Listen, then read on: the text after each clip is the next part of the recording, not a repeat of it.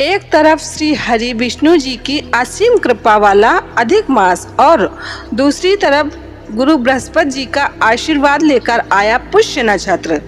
जब ये दोनों दिव्य संयोग मिलते हैं तो सौभाग्य से ब्रह्मांडी ऊर्जा का द्वार बन जाता है और यह दुर्लभ संयोग अमृत योग के समान है। अमृतेन सितम पुरुषोत्तमम मासम। इस दुर्लभ पुरुषोत्तम मास युक्त गुरु पुष्यामृत योग में की गई भक्ति साधारण काल से करोड़ों गुना अधिक फलदायी होती है। पुरुषोत्तम मास की भक्ति गुरु पुष्य की शक्ति जीवन में लाती है सुख, शांति, समृद्धि और मुक्ति। अधिक मास में जब यह योग गुरुवार को आता है तो यह भौतिक दरिद्रता और आध्यात्मिक शून्यता दोनों का नाश करता है। इस समय किया गया कोई भी पुण्य कार्य, सत्कर्म कभी समाप्त नहीं होता है, इसलिए इसे अक्षय फलदायी माना जाता है। पुष्य नक्षत्र को सभी दोषों को नष्ट करने वाला माना गया है। अधिक मास में जब यह योग बनता है तो यह मनुष्य के मानसिक और आध्यात्मिक संतापों को दूर करने की शक्ति रखता है।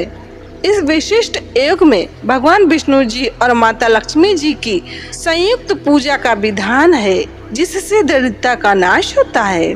पुष्य नक्षत्र सभी कार्यों में सिद्धि देने वाला और सभी कार्यों को पवित्र करने वाला है। समस्त नक्षत्रों में पुष्य को ही नक्षत्रों का राजा कहा गया है। पुरुषोत्तम मास युक्त गुरु पुष्यामृत योग में भगवान विष्णु जी के निमित्त विष्णु सहस्त्र नाम पाठ करना सर्वश्रेष्ठ माना गया है। गुरु पुष्य योग में पीले रंग की वस्तुएं जैसे कि हल्दी, चने की दाल, पीले वस्त्र का दान करने से गुरु दोष समाप्त होता है। किसी भी नए मंत्र की दीक्षा या अनुष्ठान शुरू करने के लिए यह समय सर्वोत्तम है। जब यह योग पुरुषोत्तम मास में आता है तो साधक को विष्णु जी और माता लक्ष्मी जी दोनों की कृपा एक साथ प्राप्त होती है।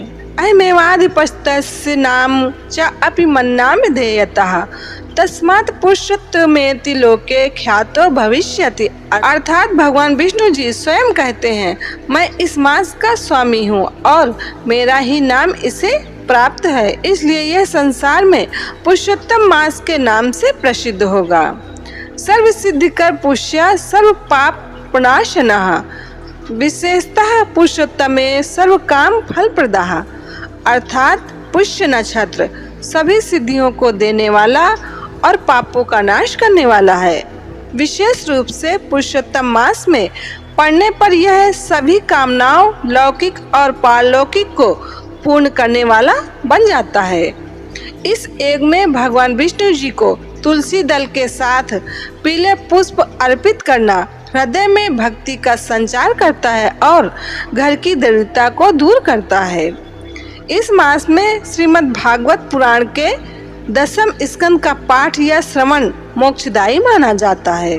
संध्या के समय मंदिर या तुलसी के पास घी का दीपक जलाने से अज्ञान का अंधकार मिटता है। शिव पुराण में वर्णन है, पुष्य नक्षत्र को भगवान शिव की विभूति बताया गया है। पुष्य नक्षत्र के प्रभाव से अनिष्ट कर दोष भी समाप्त और निष्फल से हो जाते हैं।